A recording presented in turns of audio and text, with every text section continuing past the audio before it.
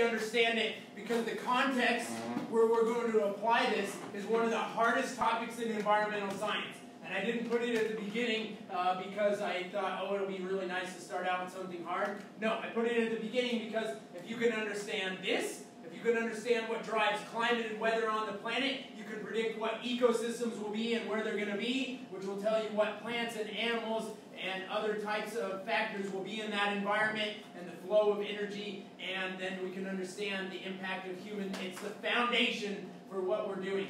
Climate and weather is one of the most dynamic parts of our planet, so we're really going to get into it. We're going to talk about thermodynamics, but I've got a different sort of lecture. I'm not always a huge slide guy, and I originally thought, oh, maybe we'll do this outside, but here we are. It's a little warm, and the group, the other group was like not happy about being outside the other day when it was warm, so I thought it'd be cool and have it in here. So we're going to just do this in here today. But I have 6 different boards. I'm ready to start here. We're going to start out with the most fundamental thing. Energy. Here's my first board. I've got only 6 of these for today, by the way. Very simple stuff. But we're going to think about and make sure that we can understand and apply these. So energy, the textbook definition that we're going to use, is energy is the ability to do work. Always expressed as a quantity. So whenever you see the word energy, you're going to see it usually represented as a mathematical quantity, something we can do something with. And what I really like about this writing of the definition in the way that it's written here, the way that I decided to write it is, so energy is the big thing, but it's the ability to do something. In order to do, you must have. In order for me to do something, I have to already have something so that I can do something with it, right? That's what the energy is. So the ability to do something. What is it that we're going to do? We're going to do work. So I drew a really good picture here. It's not good because it's artistic. I just like it, okay? So I drew something at the bottom here. Let me break it down in case you can't navigate my artistry. I've got a block tied to a rope, tied to a truck, and the truck is driving that way, dragging the block. What are the examples of energy that you see? Not the examples of work. What's the examples of energy? Where do you see energy? Yeah? Whatever's propelling the truck forward. So we've got whatever is propelling the truck forward. What is that stuff? Gasoline or diesel. Gasoline, and where is the energy in gasoline or diesel? In chemical bonds. So we're going to do a combustion chemical reaction. We're going to take a hydrocarbon and put it in the presence of oxygen and give it a little bit of activation energy. Kaboom! What do we do with the kaboom? We harness it and then we can do some stuff with it. So the energy for the truck, in order to do anything, you can't really see it here, but you can follow the line. It's in the chemical bonds of the hydrocarbons and the gasoline. So chemical bonds, that's one form of energy. We can measure that. It's a quantity. It's something we can do something with. What else? There's like 30 in this simple picture, by the way. There's a lot. Tension in the rope. So we have a little bit of tension in the rope. And what is the example there? How is that energy? There's a couple ways it could be energy. I guess stretching of the normal structure of molecules of the rope. So we have some energy related to the intermolecular forces of the rope. What holds it together versus making it break. So what makes it stretchy versus crystalline versus rope that's dynamic? That's one of them. And there's another one. I'll give you a hint. Maybe Spencer? Oh, let me get to the wheels in a second.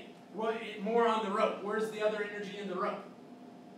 Oh, What was it? Was it like on the end of the truck or on the block? It's tied here. I'll give you a hint. It's what Spencer already said, but it's just another example of the same thing. Where was the energy before? chemical bonds. Chemical bonds. Rope, it's matter. It's got chemical bonds. Yeah, it's got energy. Okay, give me another one. Yeah. There's a music. Music, man. How is that anything? Waves. We got waves, and what's going on there? When you say waves, what's happening? It's kinetic energy, right? So we have kinetic energy, and we're moving particles from one space to another. Particles bombarding each other, and that happens in a predictable way that we can measure, called a wave, for sure. What else? There was a good one. Let's go back to the one Spencer said before. Friction, something with the wheels, right? So what kind of energy do we have there? Thermal energy, right? And what's the cause of the thermal energy? How do we end up with thermal energy? Friction. Okay, good. What else do we see? The friction of the block. Friction of the block, and that's thermal energy as well, as we're dragging the block. A similar thing, but different matter. And the amount of thermal energy created is probably different based on the substances. That could be key. We'll come to that later. What else?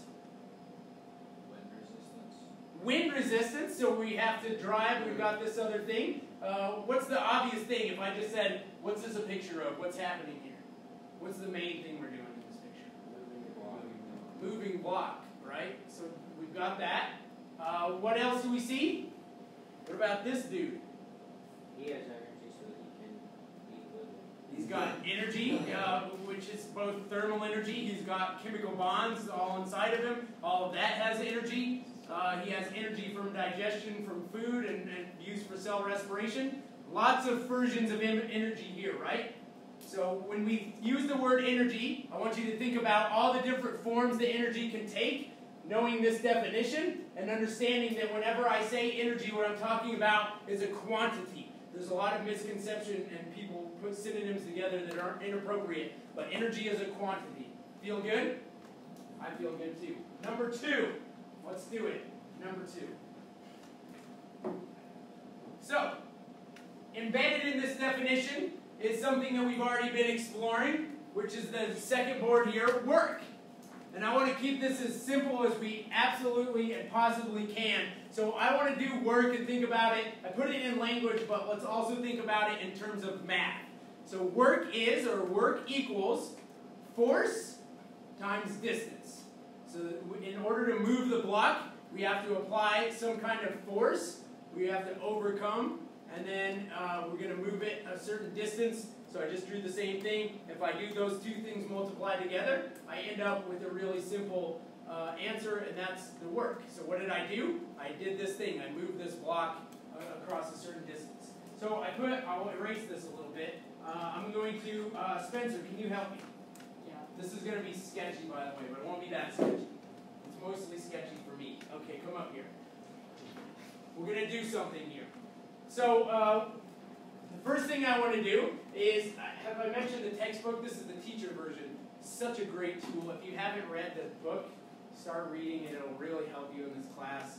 Sometimes people don't read, and then they're like, at February, oh my gosh, if I would have read it, I really would have known that. Yeah, for sure. This is good. I'm going to use it in this application. This weighs, you don't have to write this down, but this weighs 0.6 kilograms. The weight of this book is 0.6 kilograms. And the amount of gravity on planet Earth multiplied by this is 4 newtons. So whenever we're looking at work, we can do it in this way and use these units of measurement. So we've got newtons, and then we have meters. So I'm going to have you help me. Here you go. Just so you can see, I'll do this first part. I have a meter stick here, and we're going to do a little bit of work with the textbook.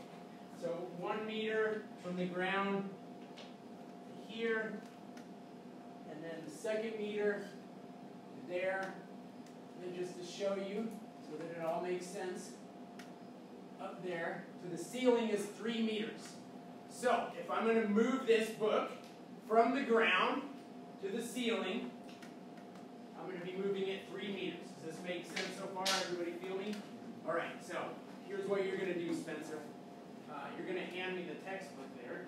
I'm going to get up so I can do it from 3 meters, but it has to go from the ground, right? Yeah. So we're going to do a little work. It's a demonstration. It's simple. We got it. All right. Yeah. All right. So now here, Spencer's going to lift it up. Check it out. We're doing work.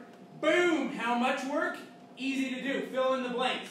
So we got 4 newtons is the amount of gravity that I have to overcome, right? So this, I have to apply force. How much force? I have to apply 4 newtons, Spencer also, to overcome the force of gravity. If we leave it there, it doesn't move. But if we apply force, 4 newtons worth or more, we can move it against gravity. Very nice. So, how far are we moving it? 3 meters. 3 meters. Good.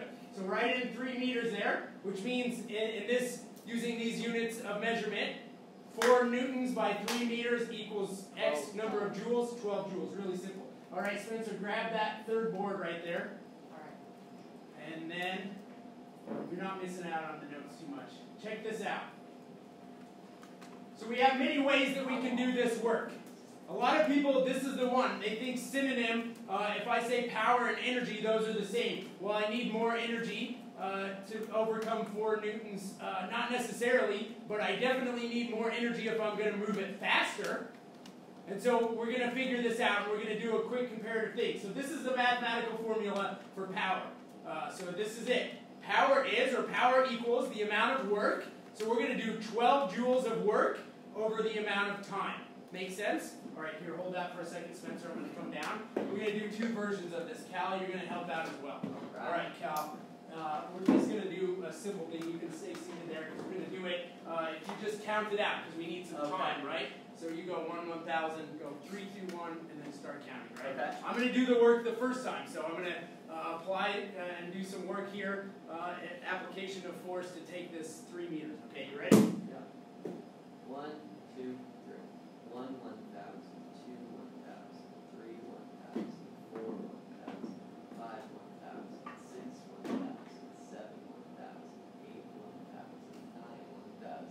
10, 1,000. 11, 1,000. 12. 12! Woo!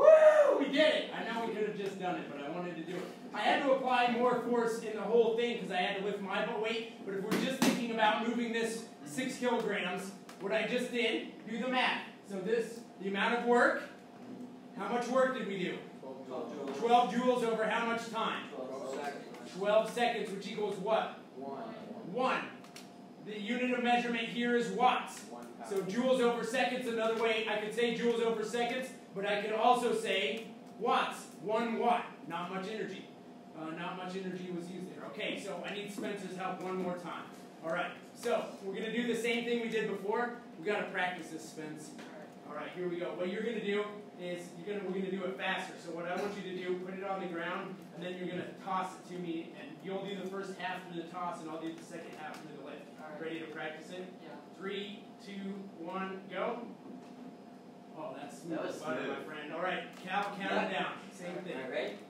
3, 2, 1. 1, 1,000. 2, 1,000. 2. Feel good? All right, thanks, Spencer. All right, do that now. Do the same math. How much work was applied? We got 12 joules. How much time? 2. So we got 6 watts.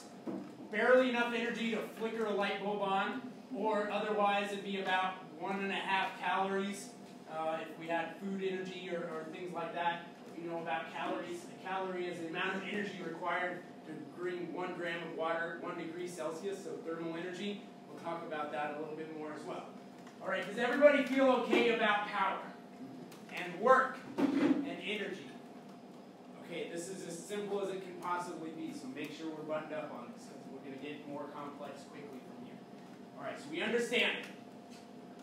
On Earth, Earth is a huge planet, and it's very complex, but it follows these principles, and it follows 2 laws of physics that we really care a lot about. So the first one is the law of conservation of mass. Help me understand the law of conservation of mass. Yeah. Oh, no, you weren't going to raise your hand. Joe. Matter can't be created or destroyed. Matter cannot be created or destroyed, and what's the second half of that statement, which is the most important part? You're almost there. It can change forms. It can be transformed, but you can't get new matter, and you can't get old matter. And that is a universal truth on our planet and space everywhere. But Earth, in terms of matter, this is so key, is a closed system in terms of matter. Okay? So when I say it's a closed system, what do I mean by that? No new matter coming in, no matter going out. So are there transformations in matter happening across planet Earth? Yes. Oh my gosh, yes. All the time, many times over, billions and billions of times in just the body sitting in this room per second. Lots of chemical transformations, but no new matter going in, no new matter coming out. Sometimes I know people will say, well, what about gas or latent release into the atmosphere of gas or spaceships or meteors? Those are indiscriminate from 0 given the mass of the Earth. So don't be cheeky about it. It's a closed system in terms of matter. That's principle number 1. Principle number 2 is called, we're going to look at 2 parts of this. It's the laws of thermodynamics. And the first one, the first law of thermodynamics is sometimes called the law of conservation of energy. So what does that mean? Law of conservation of energy. What does that mean? Spencer?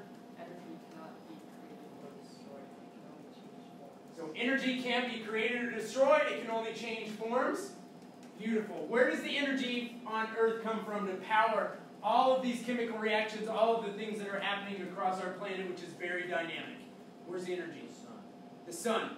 The sun is unbelievable. The sun is so important, and our position to the sun and all of those things have made this planet uniquely available to have life. But as far as that's the first law of thermodynamics, okay? So it can be created or destroyed, but what's the second part of that as well? It's kind of like the law of conservation of mass. There's another part, just make sure everybody's got it. It can only change shape. It can only change forms, right? But energy is a little different than matter. In that we have this second law of thermodynamics related to the term entropy, which hopefully you've heard before, talking about chaos. But what I mean is, in these transformations, every time you change forms of energy, you have losses not in the quantity, because that is the first law of thermodynamics. Quantity can't change, but in the quality of energy. The losses, or the entropy, through transformations, whenever we think about the law of conservation of mass and thermodynamics and all of these things, is heat. So the second law of thermodynamics is, as energy transformations take place, the quality of energy goes down, not the quantity, the total energy goes down, but at each transformation, because of losses due to heat, there's less energy available to go to the next stage. This is key. Does everybody feel good about this? So we're open in terms of energy. We said the energy comes from outside the Earth. It's from the sun. It's not from inside. And actually, energy can also escape from the Earth. It's an open system. Closed for matter, open for energy. Feel good? All right, I'm ready for the back half. What do we get out of class, by the way? I don't want to mess up here. 25? Maybe. 30 hours, man. We got it. 30. 30. Excellent. Oh, okay, here we go. We got 3 more boards to get to. So the forms of energy, again, I know I'm going back to like 6th grade, but I'm going to present these in a certain order because the movement of energy on planet Earth really matters. The energy ultimately comes from the sun. And what form does that energy take? The form of radiation. Here it is. So here's the sun, and the energy flows 93 million miles all the way across space until it strikes Earth. How does it come? In the form of photons. Once it's here, we can do all kinds of things with the energy. We can transform it many times over and move it and do all kinds of stuff. But the energy comes first on the form of photons. The second law of thermodynamics comes into play almost immediately. What happens with the photons is, as they strike things on the planet, and by things I mean Earth, rocks, trees, animals, rivers, roads, buildings, all of it, that energy goes in and it excites the electrons in the matter. That's a transformation of energy, and what do you think happens as part of that? They can't hold all of that energy. Where does it go? Heat. This is key.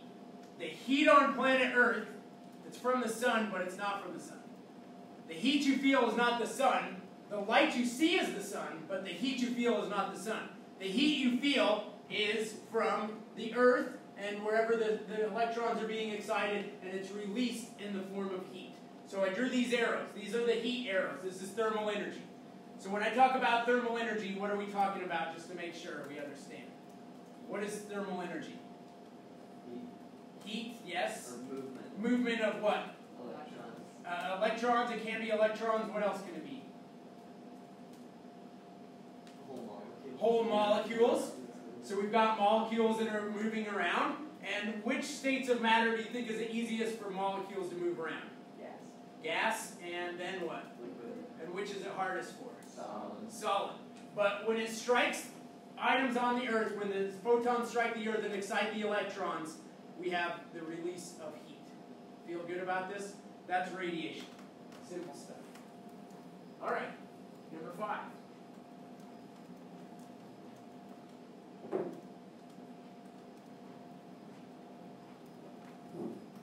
questions so far? He's like, get out of here. We got 20 more minutes, girl. Buckle up. Just kidding. Here we go. Conduction. So the next stage in our energy flow is conduction. So this is the definition for conduction. It's the flow of energy through material, and by that I mean directly. So I mean I have a molecule here, and it has energy, and it moves the energy to the molecule that's next to it. The energy transfer goes from molecule to molecule directly. That's the flow of energy. What kinds of things are really conductive? So not all matter is equally conductive. What do you know that's really conductive? Metal. Metal, for sure. Water.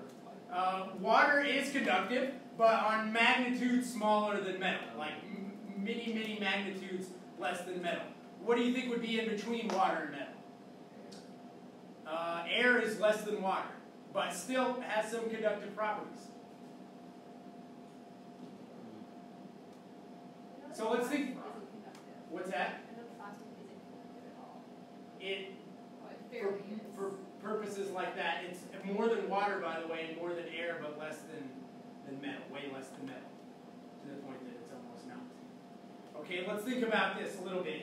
Look at my radiation board here. So this is the flow of energy. First sun, then to the earth, and then we're releasing a bunch of energy in the form of heat. So where do you feel, where do you know, give me an example of feeling heat from the earth. What? So, Go ahead. Organic compounds be. So we could have some organic compounds. What do you mean by that? I think I know where you're going. I guess just. Let's think about a hot summer day. Let's come back to your thing because I think you've got a part of what I want to go to in a second. A hot summer day, where do you feel the heat? Dark surfaces. Dark surfaces, and how do you feel the heat? Like, what's a good example? On your skin. So if you go and lay on black asphalt in the middle of summer, how's it feel? Because the heat is being conducted from the black asphalt directly in your skin. It's hot. What about if you're laying in the grass? It's Not as hot. Not quite as conductive. Agreed? Okay. But still some heat. Okay. Pretty nice. Okay, so we've got this radiation, and I drew here a couple of examples, and you already pulled it out, but metal is really conductive, which is why it's so useful for things like wire and transmitting electricity and moving energy from here to there. In that case, we're moving electrons, but we're moving electron from one molecule to the next. It's a direct transfer. If it's heat, it's the same kind of thing. The heat example, I drew a little stove. This is the classic 6th grade thing with the skillet on top of the stove, and the heating element of the stove heats up and it transfers the heat into the metal, and that heats up the water. That's conduction. So we're moving directly. What's that?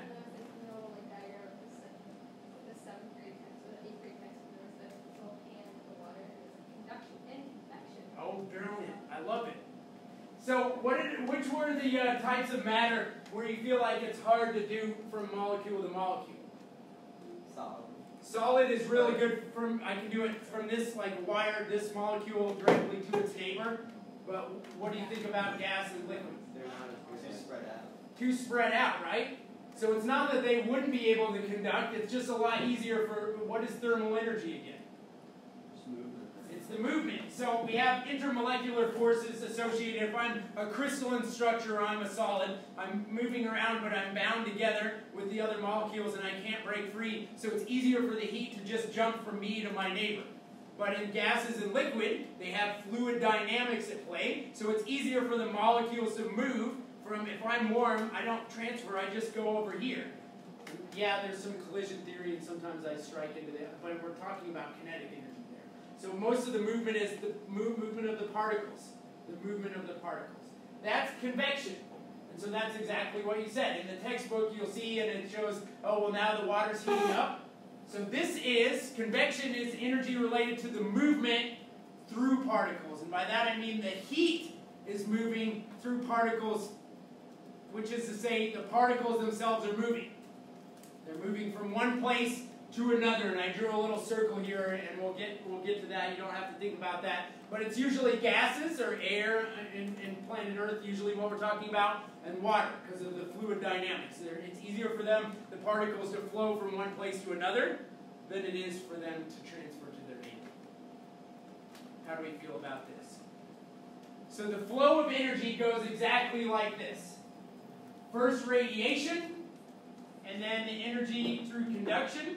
And it's not very conductive, but the ground is moving thermal energy, and it's conducting right to the air. But once the energy is in the air, it no longer conducts to other material, it moves. It starts to move. That is the driver of climate and weather. And this next part that's on that board, number 6, is the money. This is the money slide right here, the most important part. The agents of change that help us predict where the molecule is going to move, they act according to these two agents of change, and they are density and gravity. Write it down, circle it, highlight it, remember it forever and for always. It's so important. So here what we've seen is the energy flow goes from high to low. I love that. High to low, which way does it go? High to low. Which way do things flow? Always from high to low. Every gradient that you can think of in every system anywhere goes from high to low. Same for energy, high to low. So we've gone from the sun, which is high energy, photons, high energy, it's conducting, and then we're turning here, and once it's out here, the agent of change that we're measuring and looking at is going to be density and gravity. Let's break this down just a little bit more. So density, if I say density, I know you guys all know what that means, but tell me what it means. How close together the molecules are. And how close together? Yeah. The amount of mass per volume. Mass per volume is the way that we express it. So if I had a high density area over here, what am I saying? There's a lot of mass, or there's a lot of stuff in this same space, right? Does that make sense? So when there's more stuff, it has more density, and guess what? So this is the way that it goes, density first, and then gravity. If I have a really dense thing over here, which is more dense, air or this book? The book. So what's going to happen if I hold the book up here? That was way louder than it needed. Density. Density and gravity. Things that are more dense are going to be acted on by gravity more. Okay. So let's get to the last little piece here. And then I want to do a quick demonstration to end out our day. So if I have something hot, some air that's hot, where's that air going to go? Up. It's going to go up. Heat rises. But why? Applied to convection. Just, we got to understand it. I got to make sure that every single person understands it. Because the particles are further apart, density is lower. So the heat is making the particles move farther apart, so they're less dense, so the energy is going up. Well, guess what? If I take a bunch of particles that are here, and I move them out, what happens? Where's the density now? So I have a bunch of air particles here, and they're warm, so I take all of this stuff. Maybe this can help you. I know some of the people in this room know this, I hope at least. But remember this thing? This relationship, the gas laws, pressure times volume equals the number of moles and the temperature. All this is to say, if I take all the moles here, and I put them up there, where are all the moles? Okay, come back down.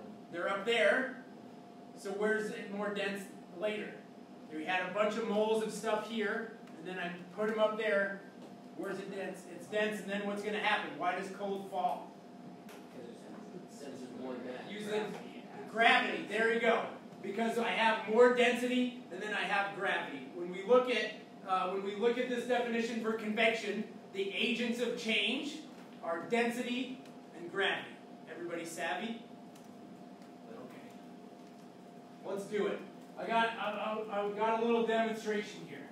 This demonstration is simple. But I want you to understand this. When we watch this demonstration, and we're going to be doing tons of modeling over the next couple days. And the tendency for students that I've seen over the years is they'll be like, oh yeah, I got this, I remember from 6th grade, but do you really have it? Do you really understand it? Don't assume that you know it. Let your observations help guide your understanding. So I'm going to do a little demonstration here. I hope this isn't too hot. Turn the heat up because it was a little wasn't hot enough in my last class. So here's what I'm going to do. I'm going to do 2 versions of the same experiment, and the setup is going to be slightly different. So as you can tell, I have this red water, red for hot. Pretty nice, right? It's on the hot plate, so I'm going to fill this up with red liquid here. And I have to fill it, for this to work, I got to fill all the way to the top. And my Erlenmeyer is actually not enough liquid for me to do it twice, so I got to fill it up again. Let's see. I'm going to fill 2 of these up.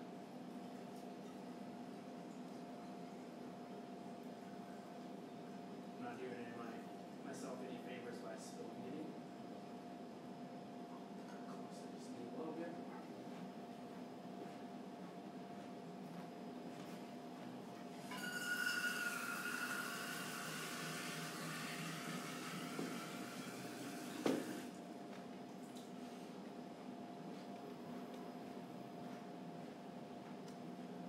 So the transfer of heat energy, because this is a liquid, and what you are going to see, you can assume is true for gas as well, but it's harder to do this demonstration with gas, is due to density and gravity, right?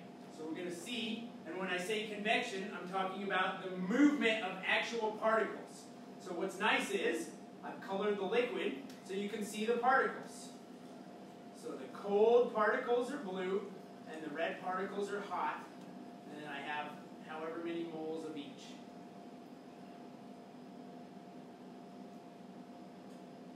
The first one I'm going to do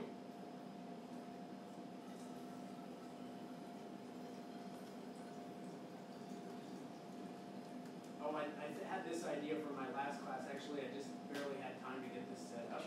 And remember how, and for people who were with me in Science 10, I was like, this is the most important tool ever created by man. Periodic table. I'm going to use it. This is a very important tool for this demonstration. What I'm going to do is I'm going to put the hot on top of the cool. Before I do this, and as I'm kind of getting it set up here, it's okay as long as it doesn't get on the power. What's going to happen if you do that? What's going to happen? What do you think? They're going to swap.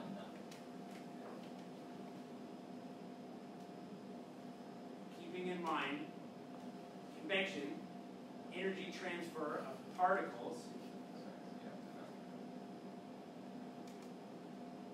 movement of particles due to density and gravity.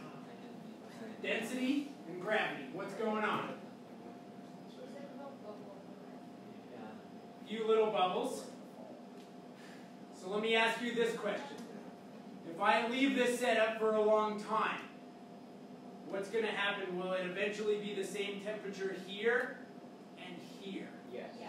It will, but why? They're adapting for Particles are going to move to the less dense area. That's a truth. Conduction. Where's the heat going to go? We have a little bit of conduction that's going to happen. The heat's going to go into the air.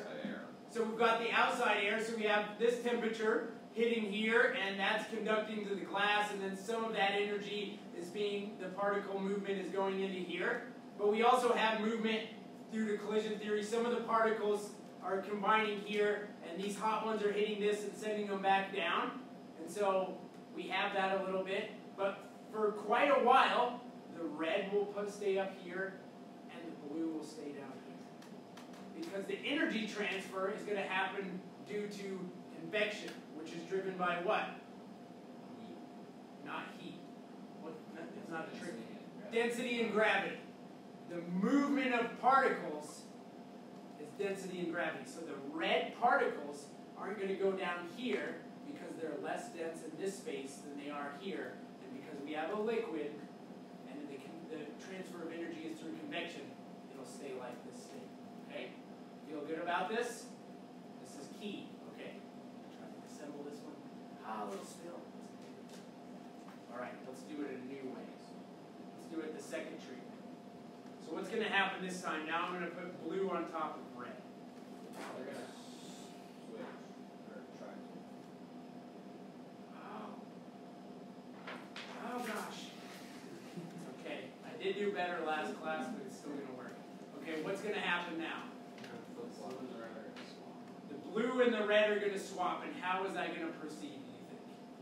Based on our understanding of convection. Don't take my word for it, even though I may come off as a smart person. If I say it's density and gravity, and you believe that to be true, how's it going to go? Is the red going to go up into the blue, or is the blue going to go down? Which thing is going to go down? Which is an amazing thing. Everybody's always like, well, heat rises. That's all you ever hear about convection. Well, heat rises. Well, let's see what happens here.